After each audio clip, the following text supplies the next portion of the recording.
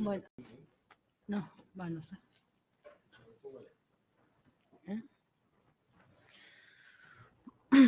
Bueno, vamos a presentar un caso clínico de un paciente con cirrosis descompensada en función de las charlas de hoy.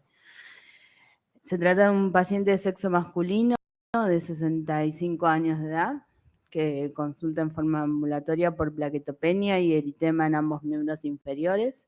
Tiene antecedentes de diabetes tipo 2, hipertensa y obesidad grado 2 desde más o menos 35 años de evolución. Niega consumo de alcohol y otros tóxicos y además es sedentario. Como medicación habitual, está tratado con metformina 2 gramos por día, valsartán 160 miligramos día y bisoprolol 5 miligramos día. En cuanto a la enfermedad actual, el paciente consulta por eritema y prurito en ambos miembros inferiores de aproximadamente 15 días de evolución. Además refiere ictericia en conjuntivas de 7 días de evolución, alteración del ciclo sueño-vigilia de 10 días de evolución, negando fiebre o signos de pirogenemia, melena, hematemesis o constipación. Al examen físico, la evaluación tenía una TA 90-60 con una TAM de 70, estaba febril, saturaba bien, y la frecuencia cardíaca y la frecuencia respiratoria también estaba bien. Se observaba ictericia conjuntival y a nivel abdominal tenía un abdomen indoloro con una hepatomegalia dura, con la tensión superficial conservada, ascitis moderada y esplenomegalia. Cuanto a los miembros inferiores, tenía edema y eritema con aumento de la temperatura local y estaba lúcido y vigil, pero tenía flapping provocado.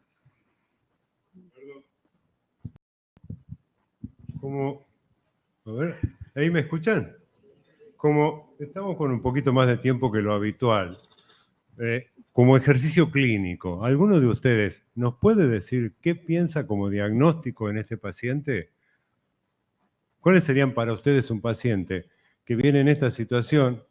Es fácil pensar que puede tener una hepatopatía porque estamos discutiendo eso acá, pero digamos, como ejercicio clínico, ¿qué les parece? ¿Qué diagnósticos presuntivos tienen?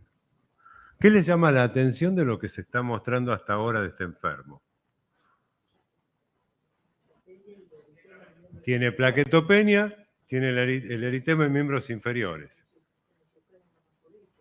Podría ser, acá dicen vasculitis. ¿Qué es más? A ver, dale, que la vez pasada estaban todos muy parlanchines, lo operaban mucho, es porque está Jorge acá, sí, Jorge ni los mira, quédense tranquilo. ¿Está? Podría ser una celulitis, como dice la doctora. A mí lo que me llama la atención, fíjense, digo, ¿no? Esto para tenerlo siempre presente. Perfecto, coincido con la posibilidad de celulitis, pero lo que a mí me llama mucho la atención, fíjense, el paciente tiene una TA de 90-60. Y es un paciente que estaba medicado por hipertensión arterial. Entonces, lo que uno tiene que hacer cuando está frente a un paciente que le llega así, que dice, yo tengo esta medicación, ¿cuánto hace que no le controlan la presión? Supongamos, bueno, le preguntamos a este paciente, él había tenido un control hacía 2 meses y estaba en lo que él se manejaba habitualmente, en 120, 130, 80, 90, ese era su histórico. Y entonces él estaba con 85 o 90. Este dato me dice que hay una situación de descompensación de la función hepática en general, de la hipertensión. Es decir, es un paciente que deterioró. ¿Por qué? Tiene esa caída de la presión. ¿No modificó los medicamentos? No, no los modificó. El paciente estaba con la mujer en la consulta y con el hijo. No lo había modificado. ¿Está? O sea, estos son datos que uno tiene que tener presente. Eso, digamos, es el olfato de clínico que uno tiene a uno le dice, bueno, acá ya hay ruido, acá este es un paciente que no es que no está tan bien como aparenta. ¿Está? Perdón la interrupción, Flor. Perfecto, exacto, eso nos está marcando. Pero además, yo coincido totalmente con vos, pero ese proceso es digamos, una situación de debacle en la historia natural, porque lo lleva a esto, a una TA de 90-60. ¿Está? Eso es un dato, digamos, que uno, digamos, si hace 2 meses, porque si él venía bajando, como uno lo suele ver cuando hablábamos alguna vez, progresivamente, anualmente tiene caída de medio punto, decimos, bueno, este paciente va con su historia natural tranquila a cuesta. Acá la historia natural clásica no, cambió. ¿Está? Coincido totalmente, ¿no?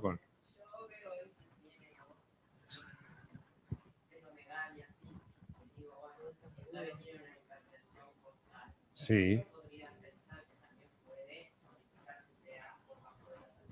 Exacto, sí, pero yo creo que hacía 2 meses estaba bien y estaba con la necesidad de tratamiento hipertensivo que lo venía tomando hasta ese día que uno después ya se lo suspende, digamos. Pero voy a esto, es decir, ahí él hizo un cambio en la historia natural, hizo un clic.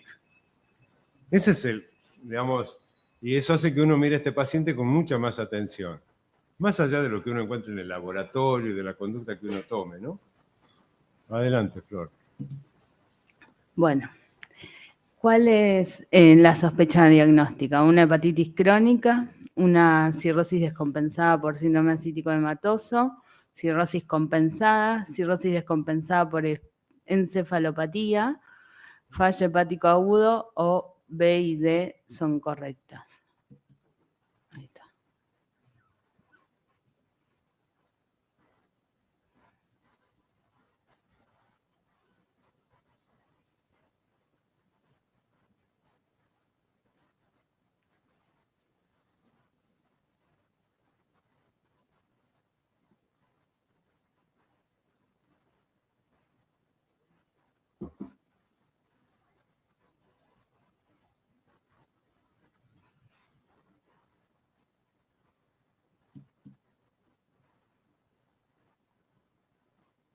Bueno, bien. Cirrosis compensada, por lo que mencionó el doctor antes, no es, ¿no? O sea, y lo que hablamos antes, el paciente parece tener una cirrosis y parece tener ascitis, ictericia, o sea, está descompensado, ya no está más compensado. Una hepatitis crónica puede ser la causa, pero tiene algo más. Un fallo hepático agudo no cumple los criterios y lo que sí tiene es una cirrosis descompensada por un síndrome ascítico hematoso y además tiene encefalopatía porque tenía flapping. Así que la última opción, que es la B y la D, son correctas. No sé si tienen alguna duda o algo de esto. Okay. Sí. Entonces, en función de esto, ¿qué plan diagnóstico propondría? Laboratorio completo, hemocultivos por 2, orina completa y urocultivo, ecografía abdominal, una radiografía de tórax, la punción diagnóstica del líquido acítico, o todas son correctas. No puede haber una equivocación acá.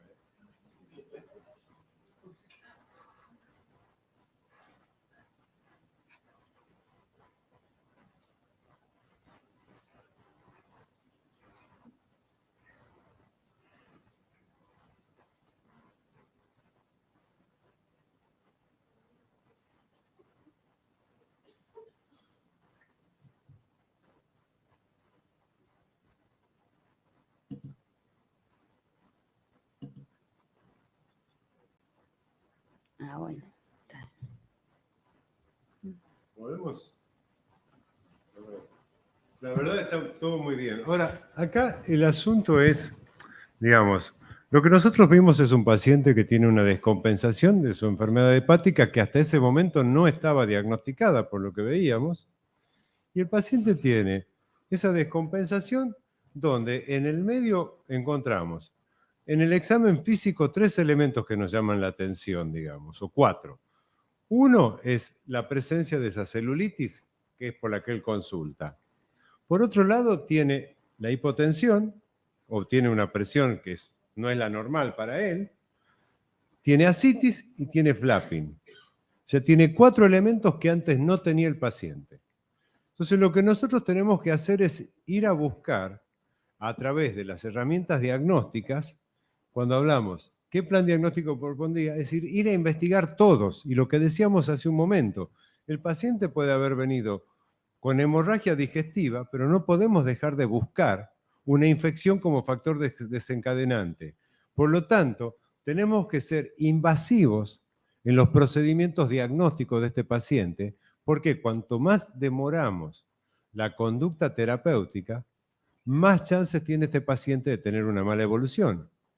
Si un paciente tiene un síndrome ascítico edematoso y tiene una celulitis, tiene el caldo de cultivo ideal para que termine siendo una PBE también. ¿Por qué? Por bacteremia van a llegar los gérmenes al abdomen, ¿no es cierto? Y van a terminar, puede ser una infección, una PBE, puede ser una endocarditis.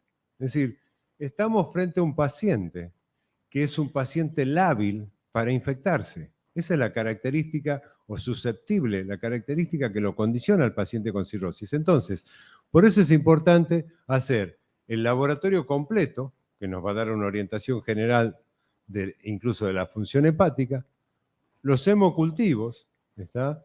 La orina completa y urocultivo, ecografía abdominal, radiografía de tórax. No podemos dejar de buscar en un paciente con cirrosis, ¿qué cosa? Si yo le hago una ecografía abdominal, recuerden lo que habíamos discutido, buscar el hepatocarcinoma, aunque tenga otra situación el enfermo. ¿Está? Ir a buscar líquido acítico. Si buscamos líquido acítico, ¿para qué nos sirve la ecografía? Por ahí es un líquido acítico tabicado. Puede tener una tuberculosis, ese paciente puede tener otra patología. Radiografía de tórax, por lo mismo. Punción diagnóstica de líquido acítico. Aunque no sea evidente, aunque el paciente no tenga dolor, aunque no tenga manifestación, puede estar cursando una peritonitis bacteriana. ¿Está?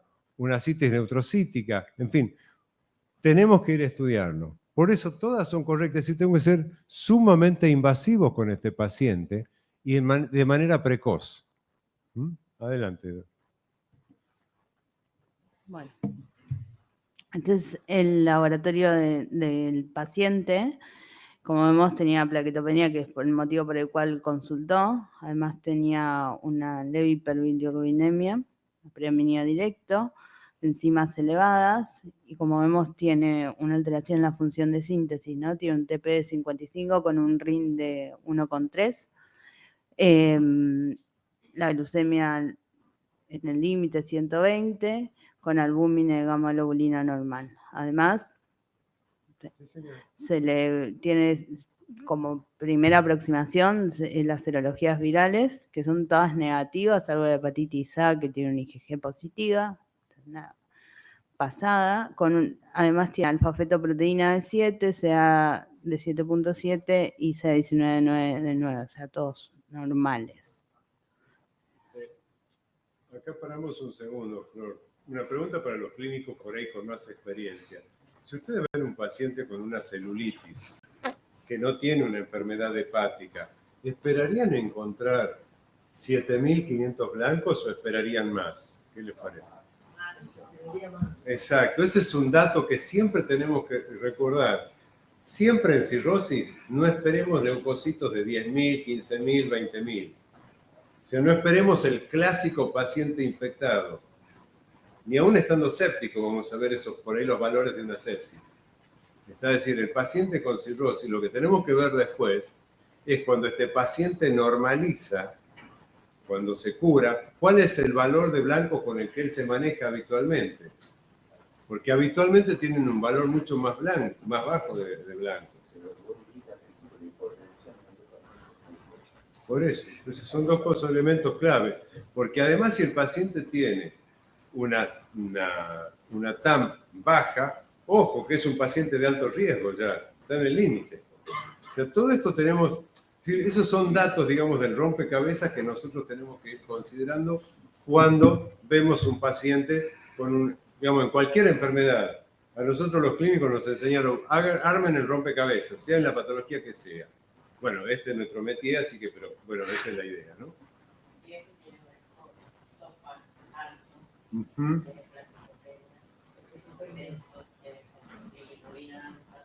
Por eso. Yo tengo que pensar en eso. ¿Está? Adelante. Perdón, y por más que el paciente claramente viene con una historia de sobrepeso, hipertensión, o sea, tiene un síndrome metabólico, ¿está? Por más que el paciente tenga una historia de síndrome metabólico, y yo digo, bueno, este paciente tiene una enfermedad hepática grasa que evolucionó a cirrosis, me hago todas esas ideas, no debo dejar de investigar los marcadores virales. No debo dejar de investigar los marcadores oncológicos. ¿Por qué? Porque este paciente es un enfermo al que nosotros vamos a hacerle profilaxis para hepatitis B. ¿Recuerdan lo que decíamos? Paciente con enfermedad hepática crónica, que agrega una hepatitis A, una hepatitis B o una hepatitis C, puede ser una enfermedad devastadora. Este paciente, ya tiene la historia de una A, vamos a hacerle profilaxis para la B. ¿Tiene menos chance de responder a la vacuna de la B? Sí, porque es obeso, porque tiene más de 60 años, ¿está? Porque es diabético, pero no vamos a dejar de hacerlo. ¿Está? Adelante, Flor, perdón. No, está bien.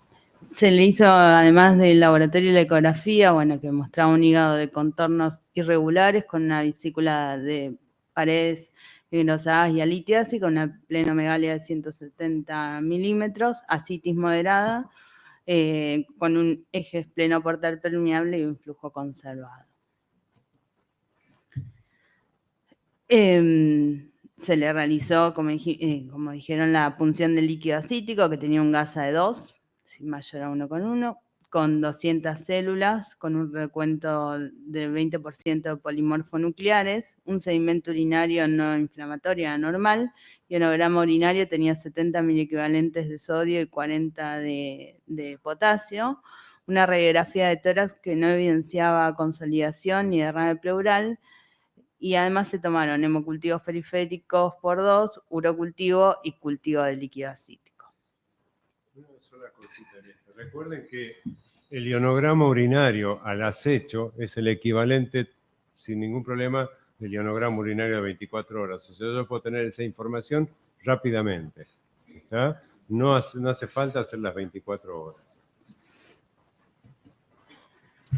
Entonces, ¿cuál es la interpretación diagnóstica? Una cirrosis descompensada por PBE, una cirrosis descompensada por una infección urinaria, cirrosis descompensada por SAE no complicada, cirrosis compensada, cirrosis descompensada por una celulitis de miembros inferiores, o todas son correctas.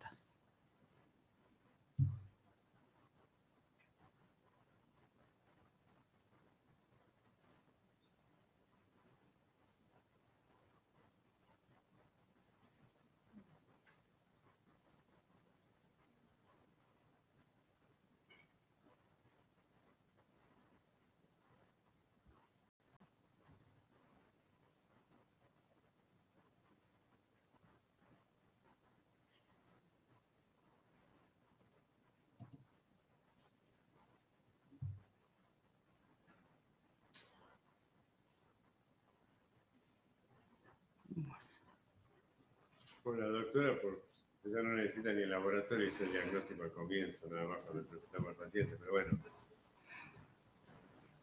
Pero discutilo vos, por Bueno, si vamos uno por uno, cirrosis descompensada por PBE, vimos que tenía 200 células con un 20% de recuento de polimorfonucleares, o sea que criterios de PBE no tiene, lo cual esa no es la correcta. Una infección urinaria en primera instancia no tiene, o por lo menos no tiene un sedimento urinario inflamatorio, igual es siempre en los pacientes con cirrosis que se descompensan, está bien pedirlo porque la mayoría son asintomáticos y puede ser la causa de descompensación. Cirrosis descompensada por SAE no complicada puede ser una opción porque la ascitis no tiene, es una ascitis sin PBE y es de reciente evolución, así que tampoco se puede clasificar como refractario intratable, pero bueno, tiene otras cosas. Cirrosis compensada, queda claro que no es, porque este niño está descompensado, tiene ascitis y tiene encefalopatía, y cirrosis descompensada por celulitis de miembros inferiores parecería ser por lo que mencionamos del eritema y del edema en miembros inferiores, la respuesta correcta. ¿Todas son correctas? No. No sé. ¿Sigo? Sí, adelante.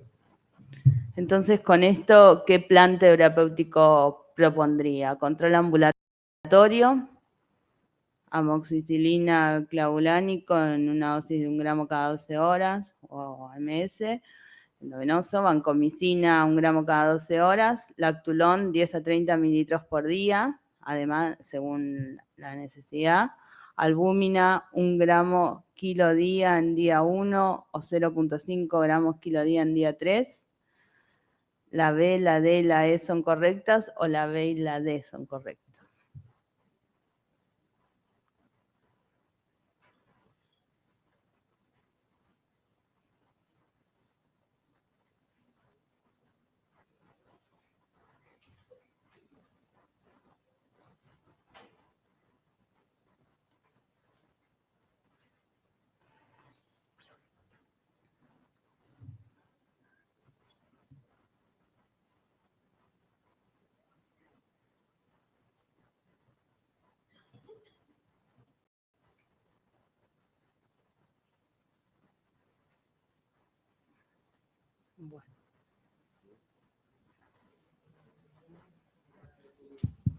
Bueno,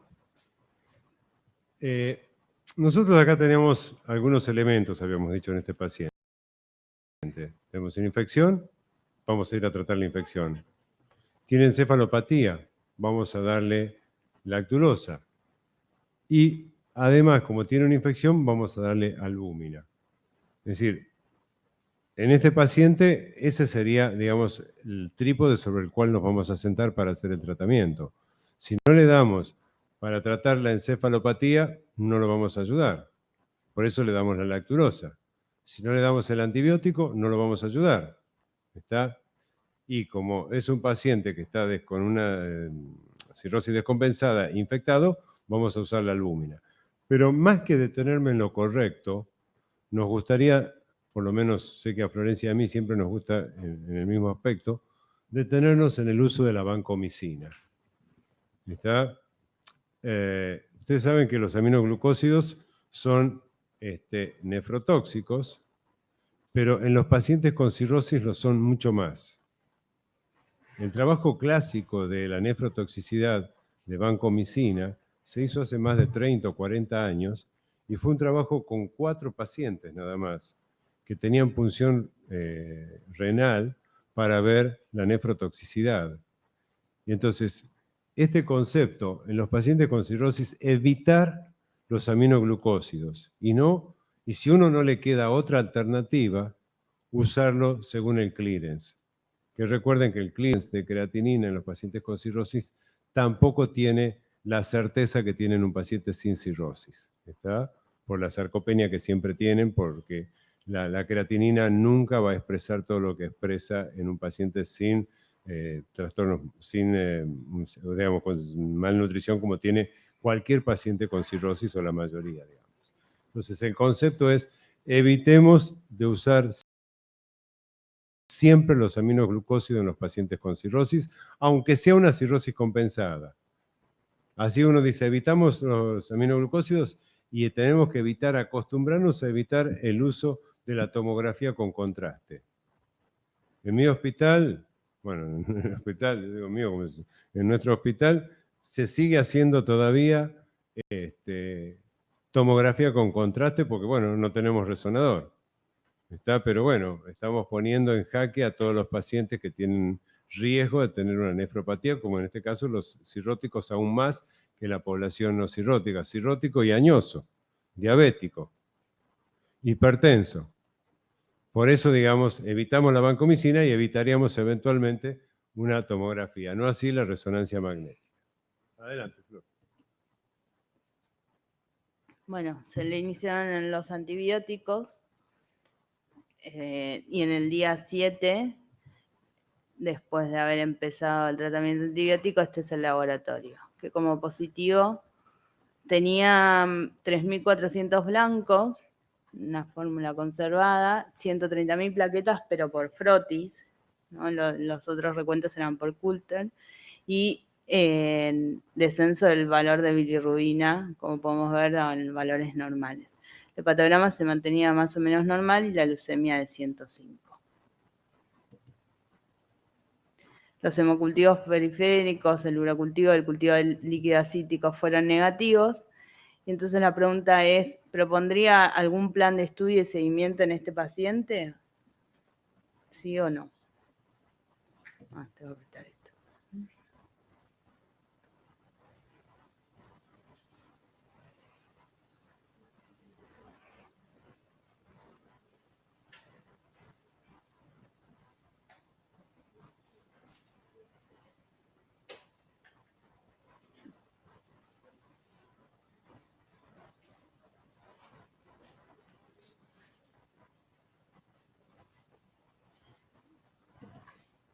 Ay, perdón. Bueno, sí. No, siempre hay alguien que quiere hacerse una sala. Digamos, no voy a decir como decía mi jefe, pero bueno, en este punto preferimos no discutir. Ese 2% lo dejamos tranquilo. Es un tema que tiene que solucionar con su terapeuta, el psiquiatra, preferentemente. ¿Está? Bueno, este es un paciente que obviamente sí requiere. Adelante, Flor.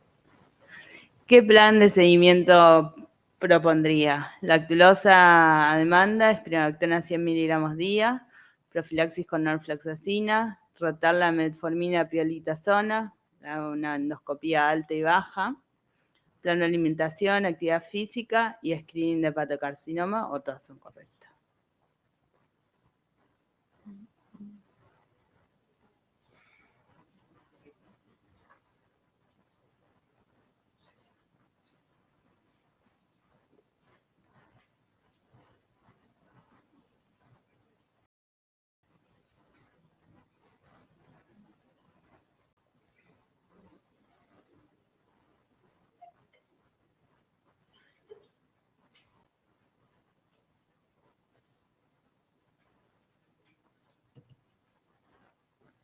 Bueno, bien. Bien. Pregunta, ya que ya estamos ahí al mismo nivel todos. ¿Por qué rotan metformina pioglitazona? Todos contestaron que sí. Alguno que la explique. ¿Qué les parece? No sean egoístas, compartan el conocimiento. Con barbijo no entendemos nada, ¿eh? No, el concepto, ¿por qué uno pasa? Primero, esto para que uno lo tenga presente. La metformina se puede dar en el paciente sin cirrosis sin ningún problema. Eso de que la metformina no se puede usar en cirrosis es un viejo mito. Los ensayos con los que se demostró eso tienen más de 25 años y el trabajo de investigación con el que se hizo eso, con el que se dio este concepto, pésimamente diseñado. Los trabajos que vinieron después mostraron que se puede usar, y no tan solo eso. Hoy se sabe que la metformina disminuye el riesgo de hepatocarcinoma en los pacientes con cirrosis, así que no hay ningún problema en usarlo. ¿Por qué pasamos a pioglitazona? Porque queremos un antidiabético oral que ha demostrado ser efectivo en disminuir la fibrosis en los pacientes que tienen una enfermedad hepática por hígado graso, como sería el caso de este paciente. ¿Está? Por eso es esa rotación. Después, vamos a dejarlo al paciente con lactulosa según necesidad. ¿Está? El paciente estaba sin flapping y con espironolactona. El concepto sería, nosotros vamos a dejarlo con lactulosa a este paciente el tiempo, por ahí un tiempo determinado, pero cuando veamos que este paciente no tiene más, ya no la tiene la encefalopatía, y que mejora el cuadro funcional hepático, vamos a empezar a probar para sacar la lactulosa y eventualmente la espironolactona. Pero vamos a ir educando a este paciente también para que se acostumbre a 2 gramos de sodio por día, de agregado a las comidas. Es decir, vamos a iniciar el proceso de educación de este enfermo que hasta ese momento no se conocía portador de su enfermedad hepática. Y simplemente mencionar que durante todo el tiempo que este enfermo había sido estudiado, ninguno de los colegas le había tocado el abdomen al paciente. O sea, tenía una hepatomegalia firme, dura, significativa. ¿Está?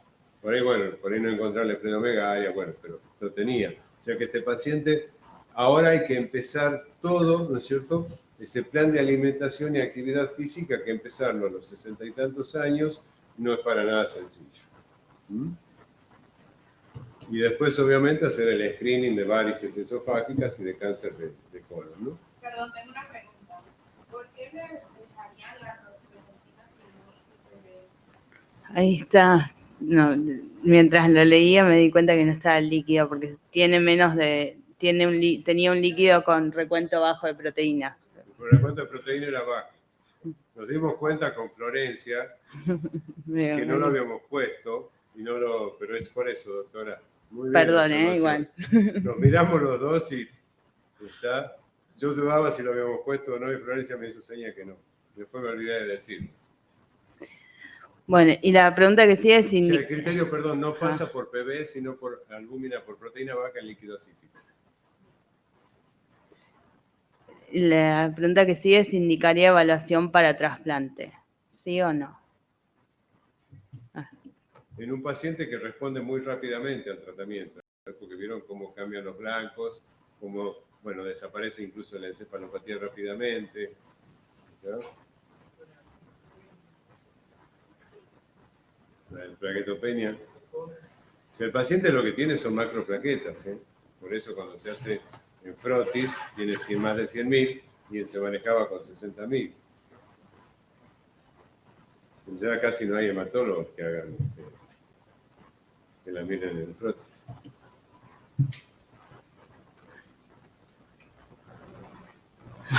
Yo discuto lo de los que dicen que sí, vos los que dicen que no, pero ¿qué opinás? No, a ver, no es una indicación de trasplante urgente, ¿no? Pero como vimos, el paciente ya se descompensó, tiene criterios de evaluación por un centro de trasplante, no para un trasplante en el corto plazo, pero sí para tener la primera aproximación, ¿no? Es un paciente que es cirrótico, que tiene hipertensión portal y que ya ha tenido su primera descompensación y que además tiene ascitis, que como vimos es un punto de inflexión en los pacientes que tienen cirrosis. Terminamos, ¿no es cierto? Sí. ¿Alguna pregunta, algún comentario, algo que quieran? Miren que la puerta todavía está cerrada, ¿eh? Bueno, muchísimas gracias.